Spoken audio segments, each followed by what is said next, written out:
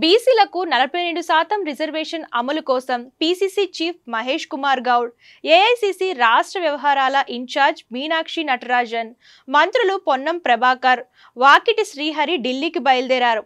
ఈ సందర్భంలో ఆలేరు రైల్వే స్టేషన్లో వారు మాట్లాడుతూ రాహుల్ గాంధీ బీసీ నినాదం దేశంలో ఒక ఉద్యమంగా మారిందన్నారు. బీసీ నినాదాన్ని తెలంగాణ కాంగ్రెస్ ప్రభుత్వం ప్రతిష్టాత్మకంగా తీసుకుందన్నారు. 42% రిజర్వేషన్లతో రాబోయే ఎన్నికల్లో అలాగే రాజకీయ పార్టీల్లో బీసీలు లబ్ధి పొందుతారని తెలిపారు. రిజర్వేషన్ ప్రక్రియ పూర్తయితే బీసీలకు విద్యా ఉద్యోగ అవకాశాలు పెరుగుతాయని చెప్పారు. ఈ క్రమంలోనే కాంగ్రెస్ ప్రభుత్వం తెలంగాణలో తీసుకొచ్చిన బిల్లులకు అన్ని రాజకీయ పార్టీలు మద్దతు ఇవ్వాలని, దాని ద్వారా బీసీలందరికీ న్యాయం జరుగుతుందని తెలిపారు. ఇది ఒక రాజకీయ పార్టీకి సంబంధించిన అంశం కాదు. ఆయా రాజకీయ పార్టీలో ఉన్నటువంటి బీసీ బిడ్డలు కూడా రేపు స్థానిక సంస్థల్లో 42% రిజర్వేషన్లు వస్తే అన్ని పార్టీల నుంచి ప్రజాప్రతినిధుల సంఖ్య పెరుగుతుంది. మీ పార్టీలను నాయకత్వాలు ఒప్పించుకోండి.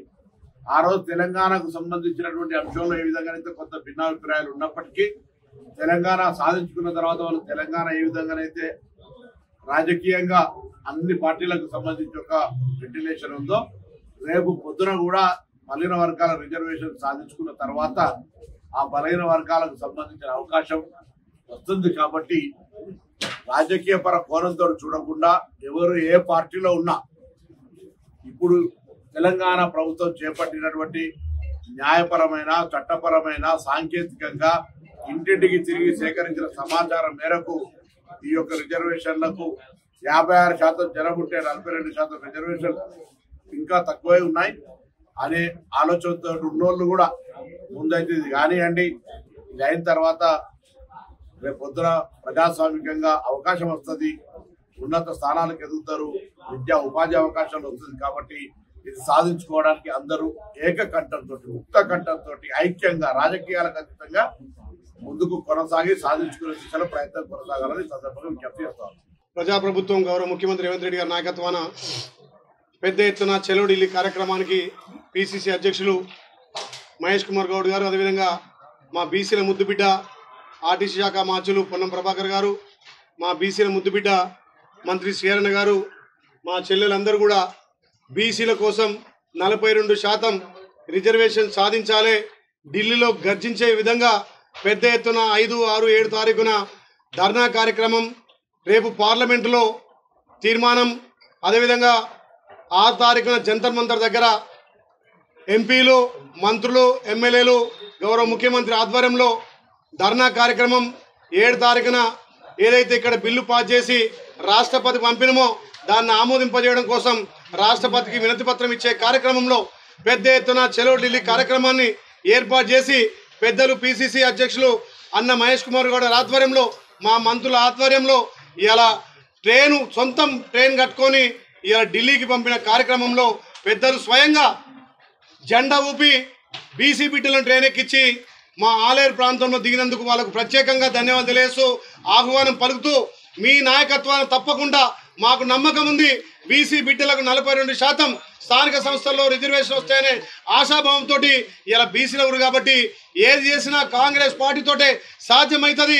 తప్పకుండా ఈ ప్రభుత్వంలో బీసీలకు న్యాయం జరుగుతుందని నమ్మకంతో చలో ఢిల్లీ కార్యక్రమాన్ని విజయవంతం చేయడం కోసం ఇలా జెండా ఊపి ట్రైన్ ప్రారంభించినటువంటి మా పెద్దలకు ప్రత్యేకంగా ధన్యవాదాలు తెలుస్తూ మా బీసీల ముద్దుబిడ్డ బీసీ మంత్రి శ్రీహరణ గారిని మాట్లాడాల్సిందిగా కోరుతున్నా.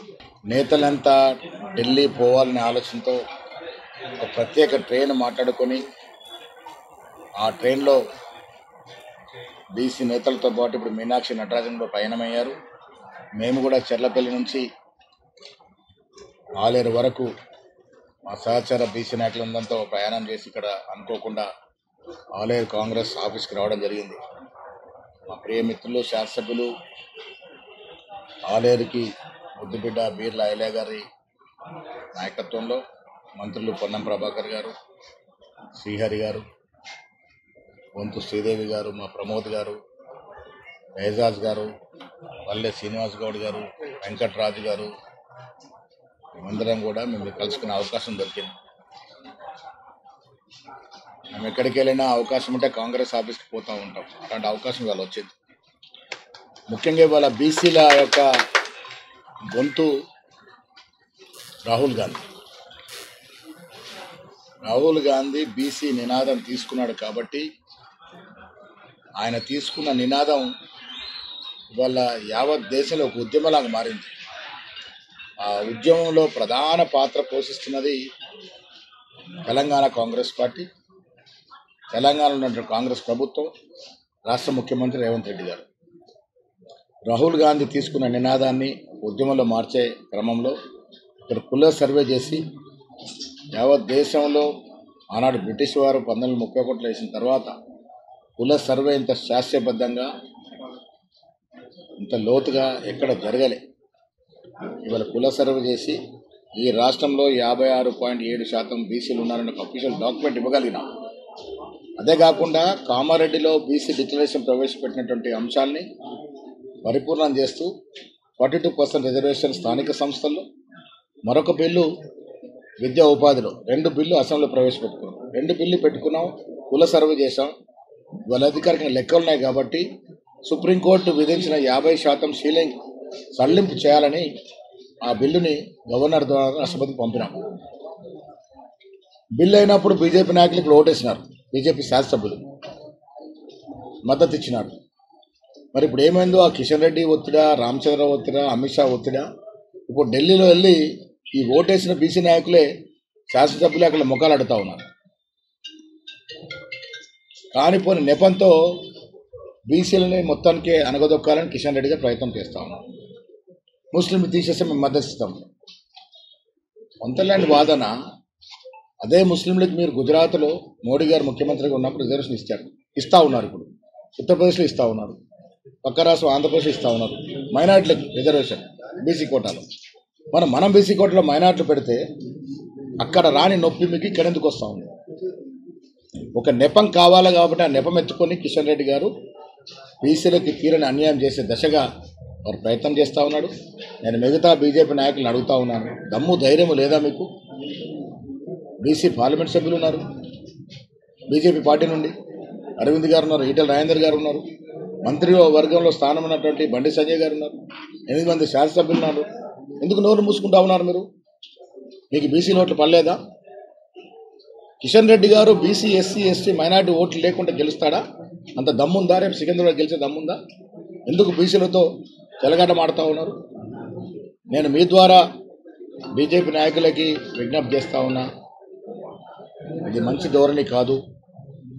రేవంత్ రెడ్డి బీసీ కాకపోయినా ఒక అడుగు ముందుకేసి మారుతున్న సమాజం దృష్టిలో పెట్టుకొని వీళ్ళ కుల సర్వేకి శ్రీకారం చుట్టారు. 2 బిల్లు అవసరం ప్రవేశపెట్టారు. ఆ దశగా మీరు కూడా ఆలోచించి కేంద్రంలో సుప్రీంకోర్టు ఇచ్చిన సీలింగ్ని అధిగమించడానికి అది 9th షెడ్యూల్లో చేరుస్తారా, పార్లమెంట్ అమెండ్మెంట్ చేస్తారా, చేయాల్సిందే విజ్ఞప్తి చేస్తూ ఉన్నాం. కేంద్రం మీద ఒత్తిడి తేవాలి అనేటువంటి ఒక కారణంగా ఇలా రేవంత్ రెడ్డి గారి నాయకత్వంలోనే 5న పార్లమెంట్లో మా నాయకులు రాహుల్ గాంధీ గారు, ఖర్గే గారు ఈ అంశాన్ని లేవనెత్తే అవకాశం ఉంది. 6న జంతర్ మంతర్లో కింది స్థాయి కాంగ్రెస్ కార్యకర్తల నుంచి మొదలుకొని ముఖ్యమంత్రి వరకు మంత్రులు, ఎమ్మెల్యేలు, ఎమ్మెల్సీలు, ఎంపీలు అందరం కూడా ఒకరోజు ధర్నాలో కూర్చుంటాం. 7న రాష్ట్రపతిని కలిసి ప్రయత్నం చేస్తా ఉన్నాం. ఈ రకంగా 3 రోజుల కార్యక్రమాన్ని రేవంత్ రెడ్డి గారు మేమంతా కలిసి ఢిల్లీలో చేయబోతా ఉన్నాం. ఇకనైనా కేంద్రం కనువిప్పు కలిగి దిగొచ్చి బీసీ నినాదాన్ని పరిపూర్ణంగా న్యాయం చేయాల్సి కోరుతాం. ఏదైతే ఆలోచన మన ఆదినాయకుడు రాహుల్ గాంధీ గారిది ఉందో, ఇంకా పార్లమెంట్, అసెంబ్లీ కడప తొక్కని వెనుకబడ్డ జాతులు ఎన్నున్నాయో వాళ్ళకి లెక్కగట్టి ఖచ్చితంగా వారి ప్రపోర్షన్ ప్రకారంగా విద్యా ఉద్యోగాల్లో కాకుండా రాజకీయాల్లో కూడా ఒక అవకాశాన్ని కల్పించాలనే ఆలోచనతో ఈ రోజు దేశమంతా కూడా ప్రకంపనలు సృష్టిస్తున్నటువంటి కార్యక్రమం. ఆ కార్యక్రమాన్ని మన ప్రియ ముఖ్యమంత్రి గారు, అదే మాదిరిగా మా బీసీ వెల్ఫేర్ మినిస్టర్ పొన్నమన్న గారు ఆధ్వర్యంలో బిల్లు పాస్ చేసి సెంట్రల్ గవర్నమెంట్కి పంపించిన తరుణంలో ఖచ్చితంగా ఏ మాట అయితే చెప్పామో ఆ మాటకి కట్టుబడి కాంగ్రెస్ పార్టీ ఉంటుందనేటువంటి ఒక నమ్మకం మరొకసారి రుజువు కాబోతా ఉంది. తెలంగాణ ఇవ్వడంలో కాంగ్రెస్ పార్టీ ఇస్తామన్నది ఇచ్చింది. ఆ తర్వాత ఎన్ని సంక్షేమ పథకాలు చెప్పినా అవన్నీ కూడా చేస్తూ ఉన్నాం. దాంట్లో 42% బీసీలకు ఖచ్చితంగా ఇచ్చి ఖచ్చితంగా ఈ రిజర్వేషన్ ప్రక్రియను మేము కొనసాగిస్తామనే ఆలోచనతో ఎవరెన్ని ఇబ్బందులు పెట్టినా కూడా భారతీయ జనతా పార్టీ అడుగడుగున ఇగో గిట్లా మైనార్టీలను పక్క పెడితే మేము సపోర్ట్ చేస్తామనేటువంటి వాళ్ళకందరికి కూడా ఆలేరు గడ్డకెంచి తెలియజేస్తా ఉన్నాం. మరి గుజరాత్లో మైనార్టీలను పక్క పెడతారా మీరు చెప్పాల్సిన అవసరం ఉంది. మరి పక్కనే ఉన్న ఆంధ్రప్రదేశ్లో మైనార్టీలను పక్క పెడతారా? మీ సంకీర్ణ ప్రభుత్వం ఉంది కదా, మరి అక్కడ చెప్పాల్సిన అవసరం ఉంది. ప్రతిసారి కారణం వెతకకండి, ఆ రోజులు పోయినాయి. ప్రతి ఒక్క బీసీ బిడ్డ కూడా ఆలోచన చేసే శక్తి వచ్చింది. అందుకే మేము ఈ కార్యక్రమాన్ని తీసుకుంటే తండోపతండాలుగా ట్రైన్ పట్టనట్లు కొన్ని ఇప్పుడే మా సోదరుడు చెప్పారు, ట్రైన్ ప్యాక్ అయిపోయిందన్నా దిగి నడుచుకుంటే మీ ఇక్కడికి వచ్చినా అని. సాయంత్రం ఫ్లైట్లలో, ట్రైన్లలో, బండ్లలో ఈరోజు ఢిల్లీకి చేరుకుంటా ఉన్నారు. రాబోయే రోజుల్లో ఈ 42% రిజర్వేషన్కి కట్టుబడి ఉండి ఏ కార్యక్రమం అయితే బీద బడుగు బలహీన వర్గాల పట్ల కాంగ్రెస్ పార్టీ తీసుకుంటుందో ఆ కార్యక్రమాన్ని ఖచ్చితంగా సదైవ ఆల్టర్నేటివ్ ఆల్రెడీ మీరు చెప్పేశారు. ఖచ్చితంగా తెలంగాణలో ఏదైతే బిల్లు పాస్ అయిందో దాని ప్రక్రియలో భాగంగా మేము కూడా జనగణనలో కులగణన చేస్తామని చెప్పారు. ఈ బీసీ బిల్లును కూడా ఖచ్చితంగా బలోపేతం చేసి మీ చిత్తశుద్ధిని నిరూపించుకోవాల్సిన అవసరం ఎంతైందో ఉందని తెలియజేస్తూ, మరి రేవంత్ రెడ్డి గారి ఆధ్వర్యంలో మహేష్ అన్నటువంటి సంకల్పంతో మా మీనాక్షి నటరాజన్ గారు, మా పొన్నం ప్రభాకర్ గారు, దేవాదాయ శాఖ మంత్రి మా కొండా సురేఖం గారి ఆధ్వర్యంలో అందరూ కూడా తెలంగాణ రాష్ట్రంలో ఉన్నటువంటి బీడీ బిడ్డలందరం కూడా కదం తొక్కి ఢిల్లీకి చేరబోతా ఉన్నాం. 5, 6, 7 తేదీలలో ఊహించని విధంగా ఏదైతే మేము అనుకున్న దానికి 10 బీసీలు నడుం బిగించి ఇప్పటికే చాలా ఫోన్లు మాట్లాడాం. ప్రజా సంఘాలు, బీసీ సంఘాలు అందరం కూడా దీంట్లో పార్టిసిపేట్ కావాల్సిన అవసరం ఉంది. పార్టీలకు అతీతంగా పార్టిసిపేట్ కావాల్సిన అవసరం ఉంది. ఇది అనుకుంటారు కాంగ్రెస్ పార్టీ చేసింది కదా, కాంగ్రెస్ పార్టీ బిడ్డలకి లాభం చేకూరుతుంది. కాంగ్రెస్ పార్టీ అట్లా చేయదు.